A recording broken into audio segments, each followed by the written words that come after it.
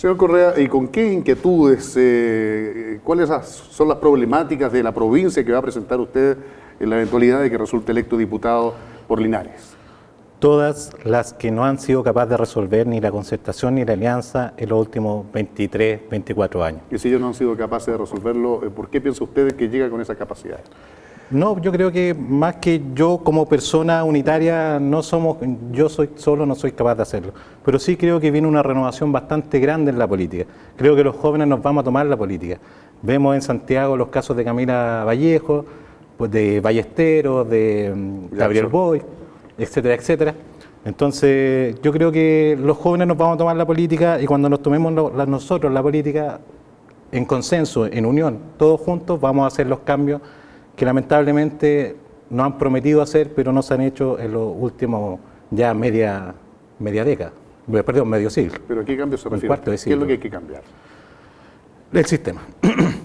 Los sistemas, bueno, todo funciona bajo distintos sistemas. ¿Ya? A los jóvenes nos gusta esa palabra, el sistema. Sí, los jóvenes hablan mucho del sistema, pero exactamente. De repente uno lo descoloca porque dice, bueno, ¿de qué sistema hablan? Por supuesto, cada problemática tiene su sistema. Por ejemplo, la educación tiene su sistema, que es un sistema municipal, que nosotros estamos totalmente en contra de que sea municipal, lo queremos estatizar. Tenemos la problemática de que nos han vendido nuestro derecho a estudiar en las universidades. Ese derecho se lo vendieron a los bancos, con el senador Naranjo aprobando la LGE y muchos de los acuerdos del sistema de crédito con aval del Estado.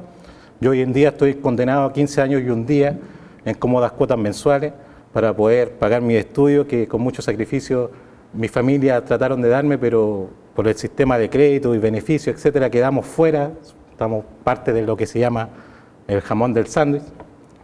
Entonces, esos sistemas, esas formas de funcionar que tiene cada temática, hay que cambiarlo, hay que modificarlo. ¿Usted llega con inquietudes a la arena política o llega con ciertos resentimientos? Resentimientos no, pero sí vivencia.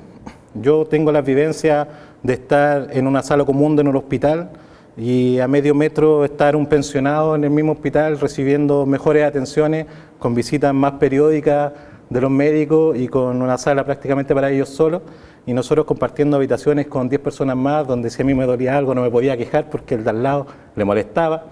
Entonces, esas son vivencias más que resentimientos, son cosas que uno vive y que uno dice, no es posible, no es justo. Y no es justo ni hace 20 años atrás, ni es justo hoy día.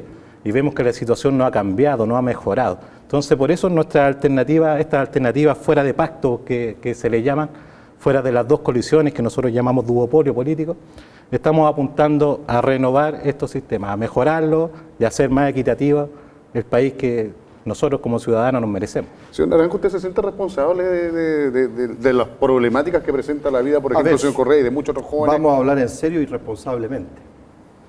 Claramente el país que vivimos hoy en día es un país totalmente distinto al que heredamos de la época de la dictadura. Y distinto en diversas situaciones que tienen que ver con las condiciones de vida de la población. Es decir, el esfuerzo que hicimos durante los 20 años que gobernó la Concertación significó sacar de la pobreza a una enorme cantidad de personas. ¿Cuál es la inquietud que surge hoy día para el Chile del mañana? Surge cómo esa población y esa gente le damos respuesta a sus nuevas demandas. Porque ¿cuáles eran sus demandas hace 20 años atrás? Tener luz, tener agua potable, tener alcantarillado, tener una vivienda que le pavimentaran la calle, tener una casa. Pero eso hoy día está satisfecho. Entonces viene una segunda generación de demanda. Y ese es el desafío que tenemos hoy día como país que entregarle a esa inmensa cantidad de chilenos, como también una clase media emergente y otra consolidada, que tienen que ver con la educación. Claramente hoy día nuestro país exige tener una educación de calidad, que vaya acompañado con gratuidad.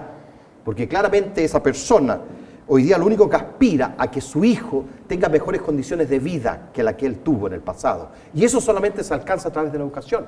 Por cierto, responder de manera apremiante a la situación de salud, como me lo señalaba el otro día una persona. Hoy día es más fácil morirse que enfermarse. Porque uno morirse sabe cómo lo van a resolver el problema.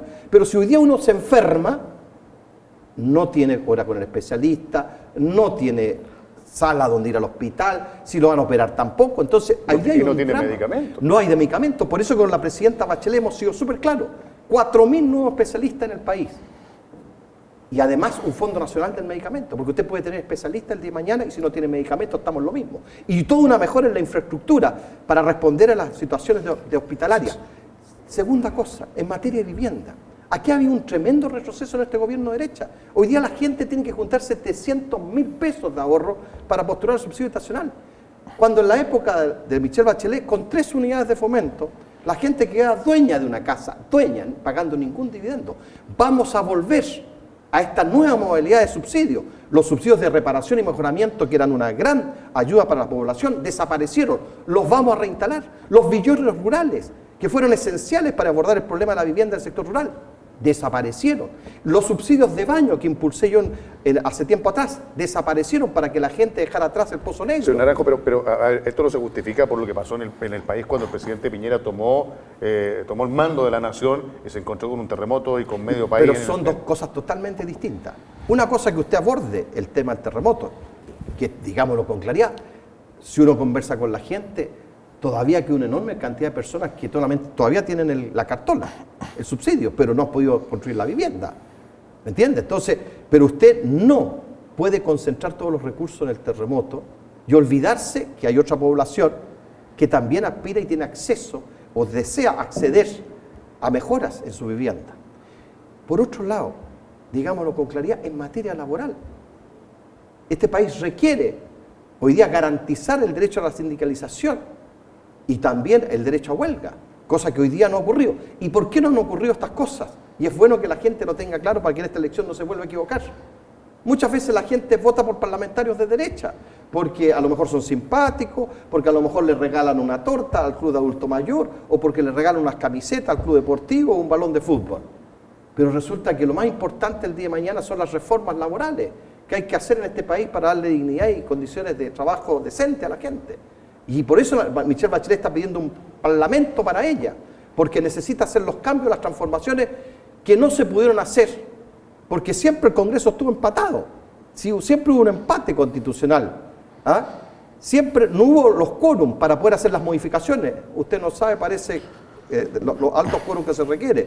Más que altos quórum se necesita sentido común. No, es así de simple, con un poco de sentido común. La gente de izquierda tiene sentido común, la gente de derecha también tiene sentido común. Solamente con sentido común se pueden lograr los cambios. De repente pedir mucho para un lado, pedir mucho para otro lado, no es sentido común. Claro, lo que pasa es que el sentido común de la derecha ha sido nunca cambiar el sistema binominal, porque no le conviene cambiarlo, y es obvio que no lo quieran cambiar y no lo defiendan. Pero no estamos hablando del sistema binominal, estamos hablando de los problemas de la salud, de los problemas de los trabajadores, de los problemas de la educación. Eso es sentido común. Claro. Mire, yo quiero ser muy respetuoso, tremendamente respetuoso, pero hay que saber la Constitución para entender que si no se cambia la Constitución, muchas cosas no se pueden hacer en este país. Bueno, si no se cambia el sistema binominal, por ejemplo, usted tiene muy pocas posibilidades de llegar al Congreso. Con claridad. Por supuesto que sí. Entonces, o sea, es una contradicción que usted diga vital. No, sí está bien, pero lo que pasa es que el señor Naranjo empezó hablando de la salud, de la educación, la pobreza, los profesores, etcétera, y al final me cambió el contexto al binominal. Por supuesto, el binominal necesita mucho más quórum que una ley laboral. Una ley laboral no necesita el mismo quórum que necesita una reforma constitucional. Entonces, estos acuerdos sí se pueden lograr, y de hecho se han logrado varios, y lo cual uno no está aquí destruyendo todo lo que se ha hecho, todo lo contrario. Gracias por el postnatal de 6 meses, gracias por el aumento de los sueldos mínimos, que aún está por debajo de lo que nosotros creíamos que debiera ser, pero se ha seguido aumentando, ¿cierto? Gracias porque han aumentado las becas para los estudiantes. Agradecemos muchas cosas que se han hecho, pero creo que hemos ido avanzando de poco, de muy lentamente, y quizás en temas que no son tan urgentes. O sea, por ejemplo, me extraña que el senador, ex senador Naranjo diga que en los 90 no había demanda por educación ni demanda por una buena calidad de salud. O sea, él me dice que ahora vamos a tocar los temas de educación y de salud porque en el año 90 no eran prioridad. O sea, yo creo que ha sido prioridad toda la historia, la educación y la salud. A ver, yo no sé acaso yo estoy en otro programa de televisión o yo le estoy hablando a otra persona, o no sé, pero yo creo que hay que estar atento a las cosas que uno dice. Y creo que este joven peca de su inexperiencia. Y está bien, nadie lo obliga a tener que profundizar las materias. Pero si no se cambia la Constitución, para ser claro, no se puede cambiar la reforma a la educación. ¿Y Porque quién va a cambiar la Constitución? La derecha no ha querido cambiar la educación por los canales tradicionales, porque para poder es una ley orgánica constitucional. Y si usted sabe lo que es una ley orgánica constitucional, debe saber que una ley orgánica constitucional, para poderse aprobar cualquier modificación, requiere 72 diputados. Sí, y 25 senadores. ¿Y qué fue lo que ustedes aprobaron en la LGE, por favor? ¿Qué fueron la LGE? Yo no lo interrumpa a usted, joven, escuche. Pero la LGE ustedes la aprobaron y fue un cambio a la ley orgánica de educación. Inmediatamente le damos Para paso poder con el cambiar la educación se requiere tener 25 votos de senadores y 72 votos de diputados. Nunca en los 20 años la concertación tuvo los 25 senadores ni los 72 diputados. En una sola vez elegimos 72 diputados, pero no teníamos los 25 Pero senadores. usted estuvo dispuesto a hacer esos cambios necesarios. Los que se pudo hacer concordados con la derecha. Y no hubo más que hacer que lo que se podía hacer, que es lo que él valora. Porque de repente como que hay un contrasentido. Él valora los acuerdos, pero después dice que quiere cambiarlo todo. Entonces, pongámonos serios, ¿ya? Y ponerse serio es decir, hoy día, para los cambios que el país requiere, para las profundas modificaciones que el país requiere, la presidenta Bachelet, y escúcheme bien, la gente que nos está viendo, necesitamos un amplio respaldo, no solamente a la presidenta Bachelet, sino que a los parlamentarios que apoyan a la presidenta Bachelet. ¿Para qué? Para que ella tenga la fuerza en el Parlamento para hacer las modificaciones que el país requiere. ¿Y cuáles son esas modificaciones?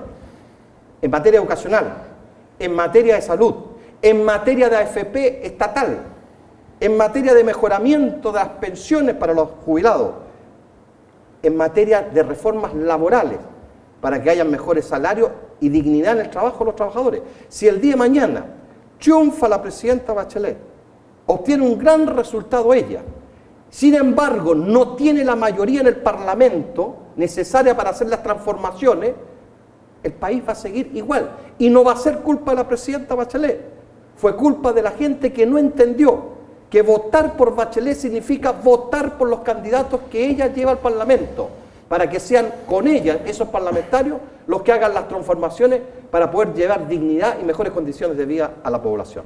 Señor Correa, por favor, con su idea referida, digamos, a la responsabilidad del senador, la LGE y todos los temas, digamos, que yo como joven... Lo dicho está dicho. Yo fui dirigente estudiantil mientras en el Congreso la concertación y la alianza se daban un abrazo fraternal, celebrando la LGE y un poco antes celebrando el crédito carnaval del Estado, que lo único que hizo fue meternos las manos a los bolsillos a nuestros jóvenes profesionales como yo.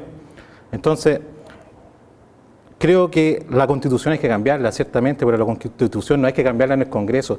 La Constitución hay que cambiarla en una asamblea constituyente. ¿Usted va a marcar su voto con la ACE? Por supuesto que sí. ¿De esa campaña? Por supuesto que sí, yo estoy de acuerdo con eso, porque creo que no podemos dejarle el poder a los diputados y senadores de generar una nueva Constitución, porque estos tipos siempre han legislado a favor de ellos.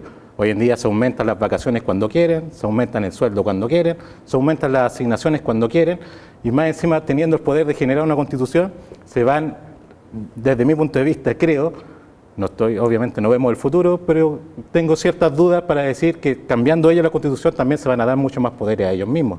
Entonces no creo que el Congreso sea la entidad que tenga que cambiar la Constitución, sino que una verdadera asamblea constituyente.